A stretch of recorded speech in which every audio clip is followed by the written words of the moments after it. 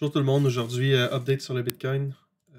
Le Bitcoin, on va le regarder aujourd'hui selon le modèle du Stock to Flow, euh, avec une perspective Elliott Wave. On va regarder aussi avec les bandes de Bollinger possiblement. Bollinger Bands, on va chercher le indicateur. Bollinger Bands régulier. Ok, ça va être ça. Ok, on va commencer tout de suite en zoomant là, sur notre graphique. Donc, si on zoome sur notre graphique, on va voir qu'est-ce qu'on a sur les échelles de temps qui sont plus courtes. Ce qu'on regarde normalement, nous, c'est du daily pas mal. On voit qu'on n'a toujours pas de signe qui démontre que la vague 3 est en train de se faire. On a peut-être un signe de retournement ici sur les chandelles au niveau où, disons, on est en train peut-être d'établir un support puis retourner le trend ici. Avec les moyennes mobiles, possiblement, là, il faudrait dépasser 43 695 pour commencer à avoir un retournement qui pourrait ressembler à quelque chose. C'est sûr que le mieux, ce serait de vraiment avoir une cassure de la vague B ici. Donc, on va émettre ça comme ça. On va dire que pour confirmer que le mouvement est bullish, on voudrait avoir une cassure de 49 000. OK? Donc, on va prendre le 49 000 qui est là, ici, là, pour confirmer que le mouvement de la vague 3 de notre vague 5, donc c'est ici, la grosse vague ici, tout ça ici, cette hausse-là, c'est notre vague 5, puis elle est composée de ces 5 vagues-là. Donc, première vague, deuxième vague. Pour confirmer que la troisième vague commence, on a besoin d'avoir une cassure en haut de 49 000 pour dire qu'on est prêt à monter. Ensuite de ça, on pourrait temporairement avoir une correction dans notre zone de rechargement ici, sous les 40 000 $. Donc 39 000, 38 000, 38 500, whatever. Bon. Là, ce qui est important dans tout ça, c'est de ne pas dépasser 36 000, de ne pas aller sous 36 000. Pourquoi ne pas aller sous 36 000?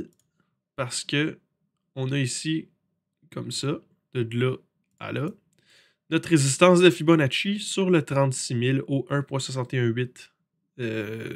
Donc, notre support va être à 36 000 parce que c'est notre 1,618. Donc, zone de rachat, là, ça va ressembler à ça comme ça ici.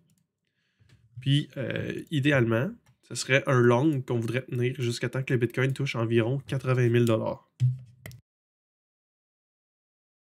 Ensuite de ça, qu'est-ce qu'on a d'autre? On a notre stock to flow qui nous montre qu'un prix possible à 20 000 $, c'est quelque chose qui pourrait arriver. Quoique, c'est pas quelque chose qu'on va tester vraiment le bas de la bande de notre support du stock to flow.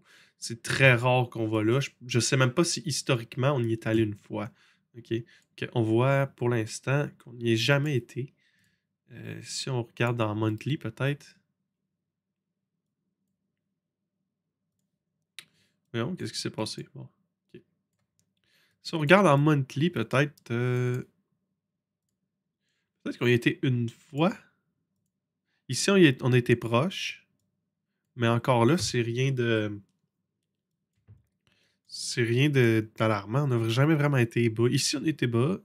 Ici, on était bas. C'est rare qu'on va déroger là, du canal qu'on a ici au milieu.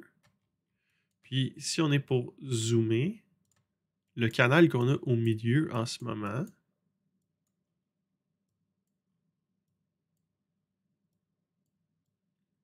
on est en dessous. Donc, ça voudrait dire qu'on a un Bitcoin qui est vraiment très, très, très sous-évalué en ce moment.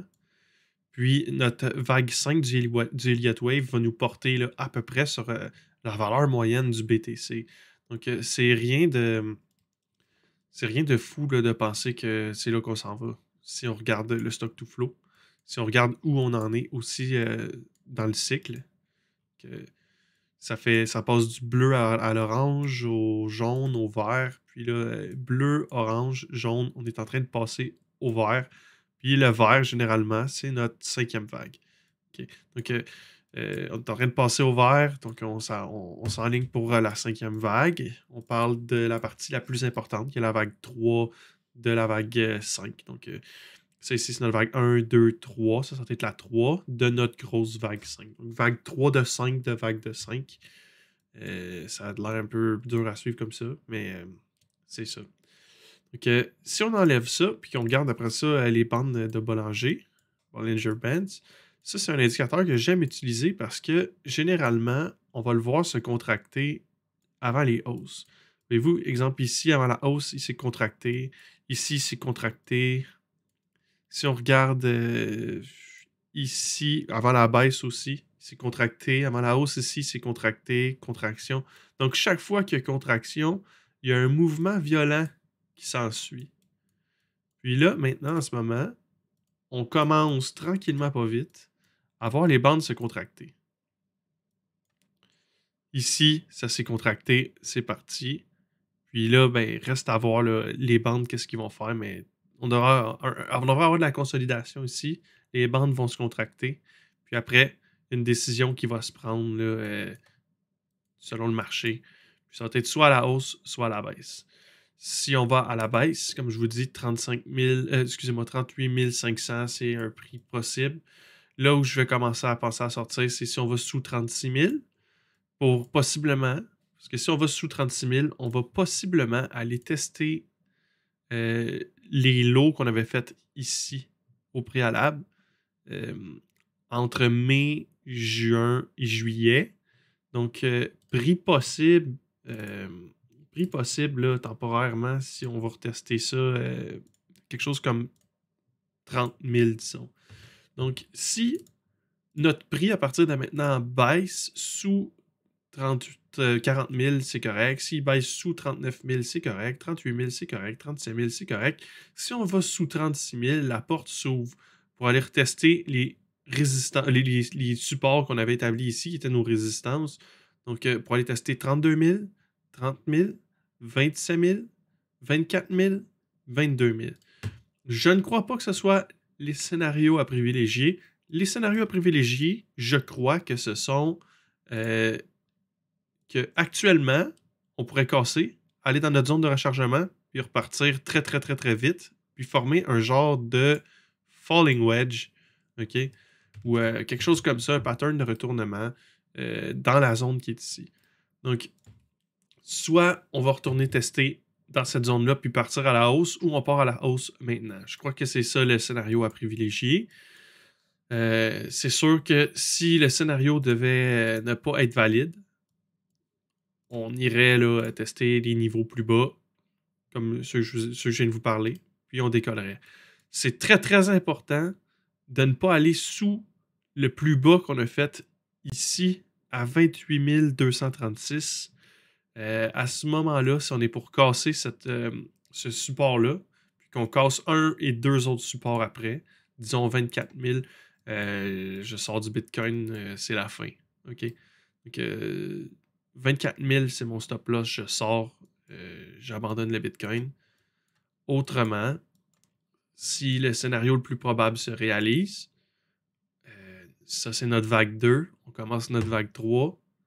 Pour avoir la confirmation, on veut la cassure de notre résistance ici à 49 000 qui est pour l'instant notre vague B.